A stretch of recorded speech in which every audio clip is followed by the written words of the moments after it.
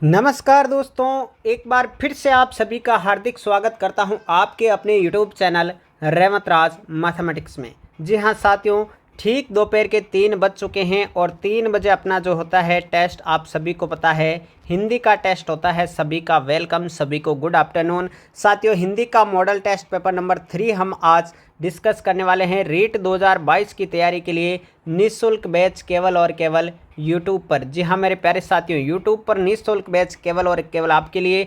आप सभी साथियों को जोड़ लीजिए। सभी को गुड आफ्टरनून, सभी का स्वागत है। साथियों, तब तक मैं आपको टाइम टेबल बता देता हूँ। सुबह 7 बजे अपनी जो क्लास होती है साथियों, सुबह 7 बजे वो होती है साइकोलॉजी की क्लास, और फिर सुबह 10 बजे साथियों होती है आपके संस्कृत विषय की क्लास, और अभी जो चल रही है 3 बजे आपकी ये होती है साथियों हिंदी की क्लास, और रात को 8:30 बजे साथियों होती है किसकी, राजस्थान जीके की क्लास। ये सारी क्लासें रेगुलर रूप से आपको इस चैनल के माध्यम से मिल रही है। मेरे प्यारे साथियों, सभी को जोड़ लीजिए, सभी का वेलकम।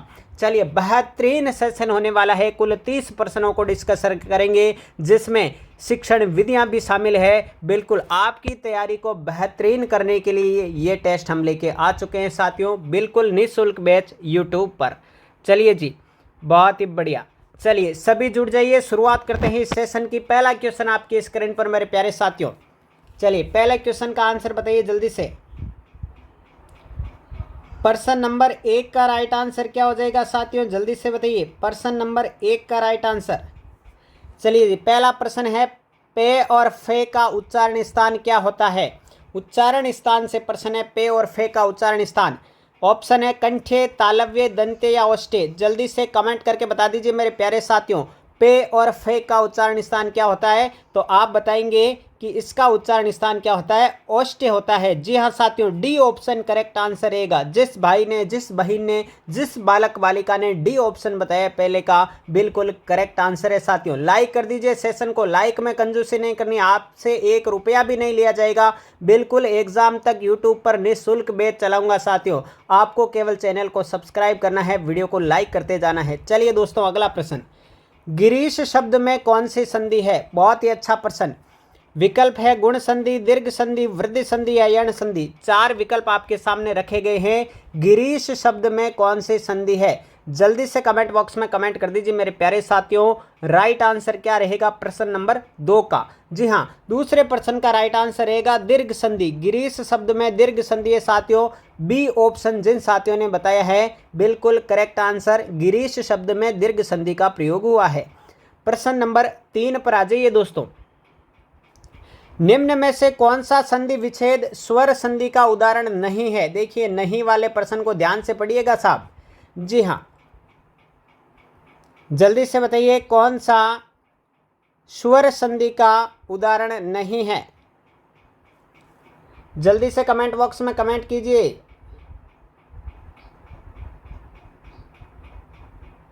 सभी साथी कमेंट बॉक्स में कमेंट करेंगे, सभी का स्वागत है। चलिए दोस्तों, तो राइट आंसर क्या हो जाएगा साथियों इसका। प्रश्न नंबर 3 आपके सामने है साथियों, जल्दी से कमेंट बॉक्स में कमेंट करेंगे। जी हाँ साथियों, काम करो ऐसा कि एक पहचान बन जाए। मेरे प्यारे साथियों ध्यान रखना, काम करो ऐसा कि एक पहचान बन जाए, हर कदम ऐसा चलो कि एक निशान बन जाए। यहाँ जिंदगी तो हर कोई काट लेता है साहब, जिंदगी जियो इस कदर की मिसाल बन जाए। हाँ दोस्तों, जिंदगी जियो इस कदर की मिसाल बन जाए। प्यारे दोस्तों, इस प्रश्न का राइट आंसर क्या हो जाएगा तीसरे का, बिल्कुल जगत प्लस नाथ। ये आपके स्वर संधि का जो है उदाहरण नहीं है। डी ऑप्शन राइट आंसर रहेगा प्रश्न नंबर 3 में। डी जिन्होंने भी बताया बिल्कुल करेक्ट आंसर है। चलिए आगे बढ़ते हैं प्रश्न नंबर 4 की ओर। बेईमान शब्द में बे क्या है। ये देखिए, बे क्या है, उपसर्ग है, प्रत्यय है, विभक्ति है या अनुस्वार है। बताइए मेरे प्यारे दोस्तों, राइट आंसर क्या रहेगा। बेईमान शब्द में बे क्या लगा हुआ है, तो आप कहेंगे गुरुजी बे तो उपसर्ग है। बिल्कुल राइट, बे क्या है, उपसर्ग है। तो यहाँ पर ए ऑप्शन जो है आपका करेक्ट आंसर बन जाएगा। ठीक है दोस्तों, प्रश्न नंबर 4 का ए ऑप्शन करेक्ट आंसर। आगे बढ़ते हैं प्रश्न नंबर 5 की ओर। चलिए, ईन प्रत्यय से निर्मित शब्द कौन सा है।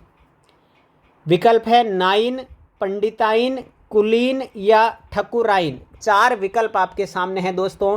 ईन प्रत्यय से बना हुआ शब्द कौन सा है? ईन प्रत्यय से बना हुआ शब्द कौन सा है दोस्तों? तो आप कहोगे गुरुजी इसका राइट आंसर तो सी ऑप्शन होगा। बिल्कुल राइट आंसर सी ऑप्शन ही है साथियों।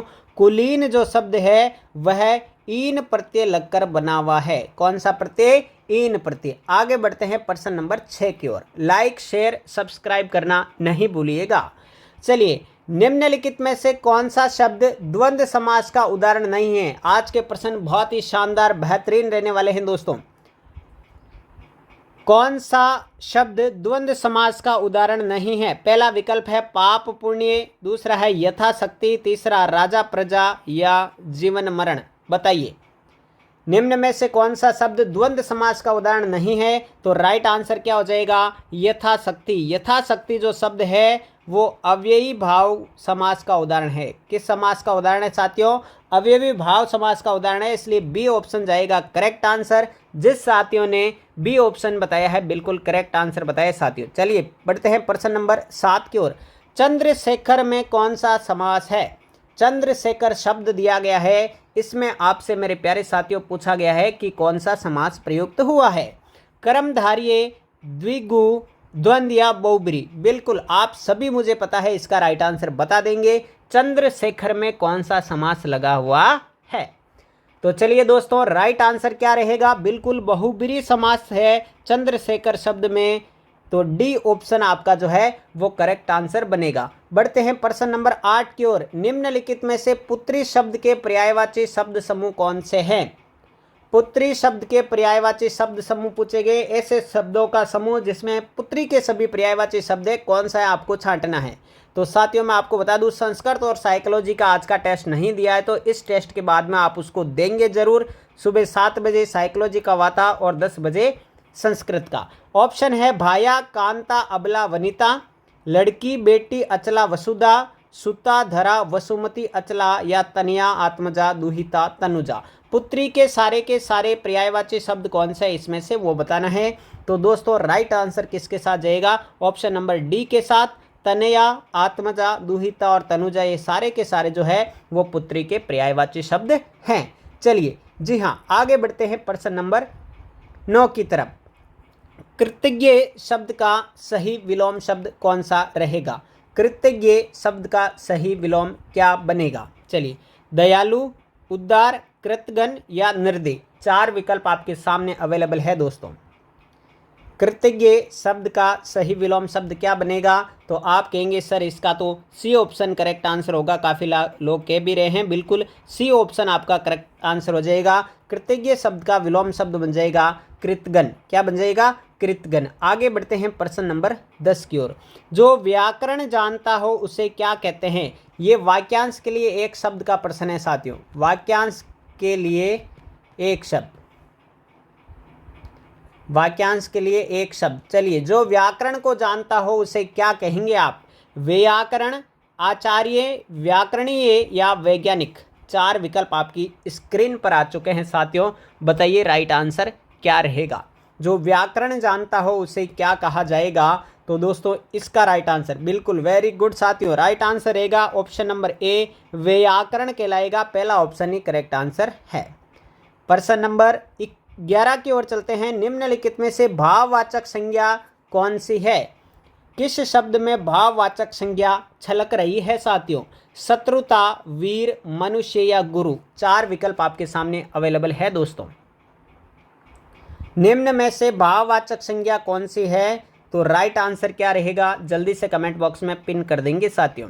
चलिए, इसका राइट आंसर बनेगा शत्रुता जो है वो भाववाचक संज्ञा का शब्द है।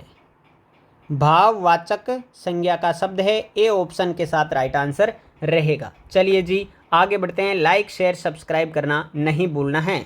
प्रश्न नंबर 12 देखिए। शायद मेरे कमरे में कोई छिपा हुआ है।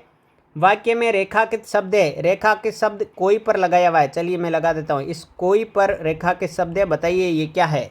प्रश्नवाचक सर्वनाम, संबंधवाचक सर्वनाम, अनिश्चयवाचक सर्वनाम या निजवाचक सर्वनाम। जल्दी से कमेंट बॉक्स में कमेंट करेंगे। चलिए जी राइट आंसर क्या रहेगा प्रश्न नंबर 12 का? जी हाँ, 12वें प्रश्न का राइट आंसर रहेगा अनिश्चयवाचक सर्वनाम। बहुत ही बढ़िया, सी ऑप्शन करेक्ट आंसर रहेगा। देखिए जहां पर कोई और कुछ आ जाए, कोई और कुछ आ जाए तो वहां पर अनिश्चयवाचक सर्वनाम आंख बंद करके लगा देना साथियों। सी ऑप्शन के साथ राइट आंसर जाएगा। सभी को धन्यवाद। आगे बढ़ते हैं अगले प्रश्न की ओर। प्रश्न नंबर 13, किस वाक्य में संख्यावाचक विशेषण का प्रयोग हुआ है? संख्यावाचक विशेषण किस वाक्य में लगा है ये बताना है आपको। विकल्प में पढ़ता हूं। पहला देखिए, ऐसा आदमी कभी धोखा नहीं खा सकता। दूसरा, वह लड़का ईमानदार है। तीसरा, इस कक्षा में 40 विद्यार्थी है। या चौथा, उसका मुंह गोल है। संख्यावाचक विशेषण किस वाक्य में प्रयुक्त हुआ है यह आपको बता देना है साथियों। चलिए जी, बहुत बढ़िया। प्रश्न नंबर 13 का राइट आंसर क्या रहेगा? इस कक्षा में 40 विद्यार्थी है, संख्यावाचक विशेषण लगा हुआ है। सी ऑप्शन राइट आंसर हो जाएगा प्रश्न नंबर 13 का। बढ़ते हैं प्रश्न नंबर 14 की ओर। चलिए जी, आपकी स्क्रीन पर प्रश्न नंबर 14 हाजिर है। हेतु हेतु मद भूतकाल, ये देखिए हेतु हेतु मद भूतकाल का उदाहरण कौन सा है? हेतु हेतु मद भूतकाल का उदाहरण आपको छांटना है। विकल्प पहला, तुम आते तो मेरा काम बन जाता। दूसरा, लड़के थक गए थे। तीसरा, इस साल बारिश होने की संभावना कम है। चौथा, घोड़े के 4 पैर और 2 कान होते हैं। बताइए हेतु हेतु मद भूतकाल का उदाहरण कौन सा है? काल एक इंपॉर्टेंट टॉपिक आपके सिलेबस का। चलिए जी, बहुत बढ़िया, बहुत बढ़िया, वेरी गुड। राइट आंसर क्या बनेगा? ए ऑप्शन राइट आंसर बनेगा साथियों। तुम आते तो मेरा काम बन जाता, ये राइट आंसर बनेगा आपके प्रश्न नंबर 14 का। हेतु हेतु मद भूतकाल का उदाहरण है। चलिए आगे बढ़ते हैं प्रश्न नंबर 15 की ओर। ये लीजिए साहब, जब तक वह घर पहुंचा तब तक उसके पिताजी आ चुके थे। वाक्य किस प्रकार का वाक्य है? सरल वाक्य, संयुक्त वाक्य, मिश्र वाक्य या इनमें से कोई नहीं। जब तक वह घर पहुंचा तब तक उसके पिताजी आ चुके थे, किस प्रकार का वाक्य है? सरल, संयुक्त, मिश्र या कोई नहीं? बता दीजिए राइट आंसर क्या रहेगा। जी हाँ प्यारे साथियों, प्रश्न नंबर 15 का राइट आंसर क्या बनेगा? चलिए जी, बहुत बढ़िया, वेरी गुड वेरी गुड। सभी का स्वागत, जल्दी से जुड़ जाइए। लाइव की संख्या आपको लगातार बढ़ानी है, एग्जाम तक ये निःशुल्क टेस्ट सीरीज आपकी चलती रहेगी। तो राइट आंसर जाएगा मिश्र वाक्य के साथ में ऑप्शन नंबर सी, जिस बहन ने बताया है बिल्कुल करेक्ट आंसर है लाडलो। सी ऑप्शन मिश्र वाक्य, जब तब बिल्कुल मिश्र वाक्य बनेगा। सी ऑप्शन करेक्ट आंसर रहेगा। बढ़ते हैं प्रश्न नंबर 16 की ओर। शिक्षण विधियों का प्रश्न आपके सामने आ चुका है। लिखित अभिव्यक्ति का साधन नहीं है। पत्र लेखन, निबंध लेखन, वाद विवाद या नाटक लेखन, है ना। लेखन या लिखित अभिव्यक्ति का साधन कौन सा नहीं है? ऑप्शन पढ़ोगे तो भी आंसर निकल जाएगा साथियों, बिल्कुल। चलिए जल्दी से कमेंट बॉक्स में कमेंट कर दीजिए। बिल्कुल बिल्कुल, आंसर आने स्टार्ट हो चुके हैं। वेरी गुड, बहुत बढ़िया तैयारी साथियों। राइट आंसर किसके साथ जाएगा? वाद विवाद जो है वो लिखित अभिव्यक्ति का माध्यम या साधन नहीं है। सी ऑप्शन आपका करेक्ट आंसर हो जाएगा प्रश्न नंबर 16 का। चलिए दोस्तों, मज़ा आ रहा है कि नहीं आ रहा है? जल्दी से कमेंट बॉक्स में कमेंट करके बताइए। टेस्ट सीरीज अच्छी लग रही है या नहीं लग रही है, जल्दी से बता दीजिए दोस्तों। फिर आगे बढ़ते हैं अगले प्रश्न की ओर। जी हाँ, चलिए जी, बहुत बढ़िया। आगे बढ़ते हैं प्रश्न नंबर 17 की ओर। देखिए, व्याकरण शिक्षण की विधि नहीं है। इनमें से कौन सी व्याकरण शिक्षण की विधि नहीं है? आगमन विधि, निगमन विधि, अव्याकृति विधि या कक्षा अभिनय विधि? बताइए राइट आंसर क्या रहेगा। इनमें से कौन सी व्याकरण शिक्षण की विधि नहीं है?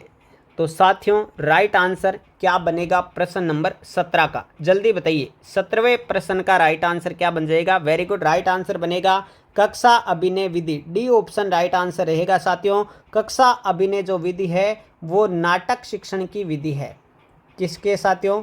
नाटक शिक्षण की विधि है कक्षा अभिनय विधि। तो यहाँ पर राइट आंसर जाएगा ऑप्शन नंबर डी के साथ। जिन्होंने डी बताया बिल्कुल सही है। प्रश्न नंबर 18 देखिए, भाषा के बारे में कौन सा कथन उचित है? भाषा अनिवार्यतः लिखित होती है। भाषा नियमबद्ध व्यवस्था है। भाषा व्याकरण का अनुसरण नहीं करती है। भाषा और बोली में कभी कोई भी संबंध नहीं होता है। बताइए बहुत ही अच्छा क्वेश्चन, बहुत ही उम्दा क्वेश्चन, बहुत ही शानदार और बेहतरीन क्वेश्चन आपकी स्क्रीन पर है। भाषा के बारे में कौन सा कथन उचित है यानी सही है? तो साथियों राइट आंसर क्या जाएगा? बहुत बढ़िया, वेरी गुड। राइट आंसर जाएगा ऑप्शन नंबर बी के साथ, भाषा नियमबद्ध व्यवस्था है। बी ऑप्शन करेक्ट आंसर रहेगा। देखिए भाषा अनिवार्यतः लिखित होती है, कोई ज़रूर नहीं है। भाषा मौखिक, लिखित और सांकेतिक तीनों रूपों की हो सकती है। भाषा व्याकरण का अनुसरण करती है, तो ये भी गलत हो गया। यहाँ नहीं करती है लिखा हुआ है। भाषा और बोली में कभी कोई संबंध नहीं होता है, बल्कि संबंध होता है। तो राइट आंसर जाएगा बी ऑप्शन के साथ। बढ़ते हैं अगले प्रश्न की ओर। भाषा के अभिव्यक्तात्मक कौशल कौन से हैं जिनसे अभिव्यक्ति की जा सकती है? वो अभिव्यक्तात्मक कौशल होते हैं, और ये कौशल कौन कौन से हैं आपको बताना है। विकल्प है सुनना बोलना, बोलना लिखना, पढ़ना लिखना या सुनना पढ़ना। जिनसे अभिव्यक्ति की जा सकती है वह कौशल कौन कौन से हैं? जल्दी से कमेंट बॉक्स में कमेंट कीजिए। जी हाँ दोस्तों, राइट आंसर क्या जाएगा? बोलना और लिखना जो है वो अभिव्यक्तात्मक कौशल के अंतर्गत आएंगे। बोलना और लिखना किसके अंतर्गत आएंगे? अभिव्यक्तात्मक कौशल के अंतर्गत। बी ऑप्शन आपका करेक्ट आंसर रहेगा प्रश्न नंबर 19। चलिए जी आगे बढ़ते हैं अगले प्रश्न की ओर मेरे प्यारे साथियों। प्रश्न नंबर 20 आपकी स्क्रीन पर आने वाला है, तैयार हो जाइए। चलिए जी 20वां प्रश्न आपकी स्क्रीन पर साथियों।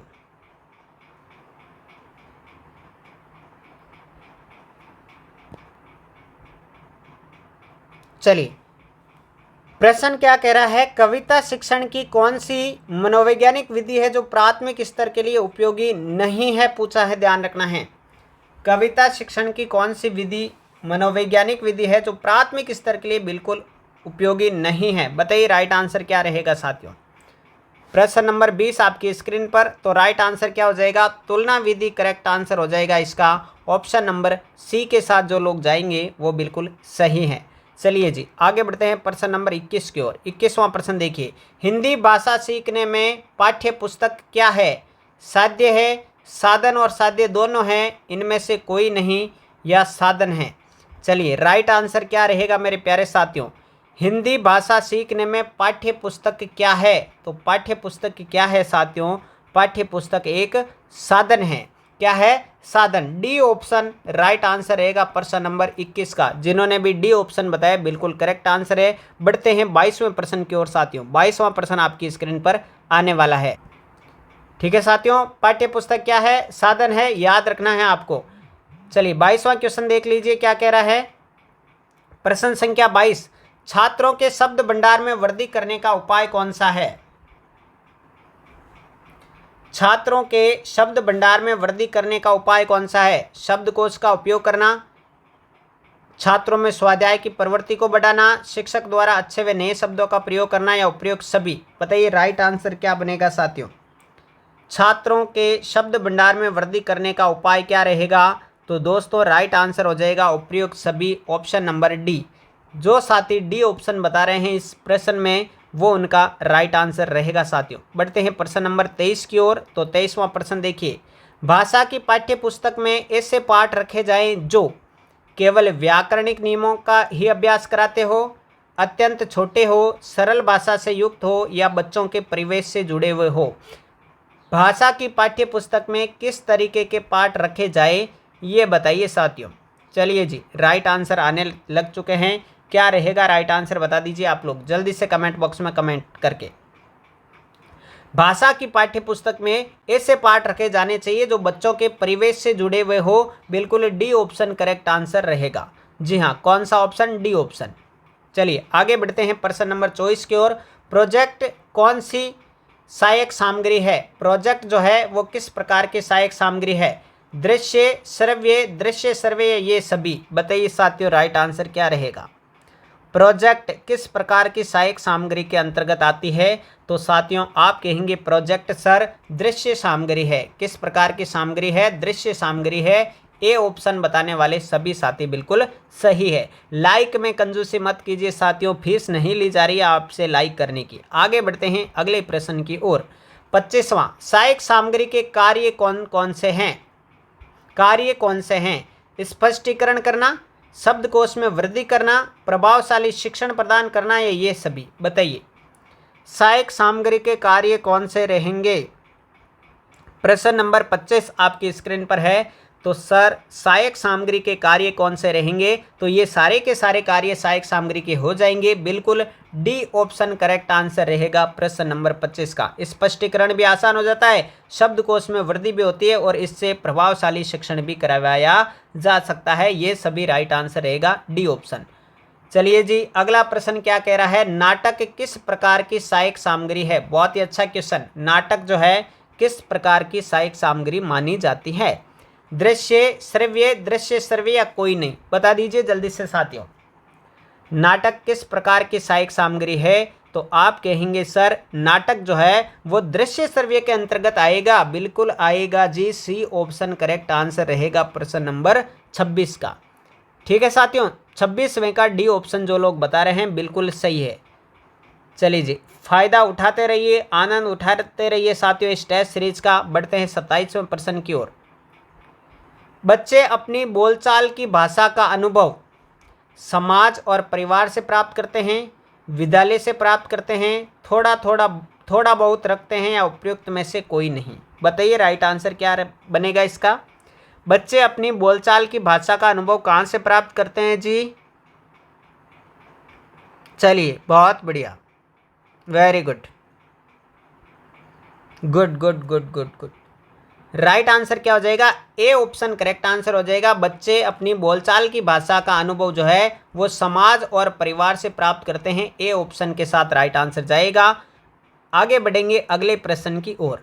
चलिए जी, प्रश्न नंबर 28। कौन सा रचना शिक्षण का भेद या रूप है? मौखिक रचना, लिखित रचना, एक व दो, दोनों या इनमें से कोई नहीं?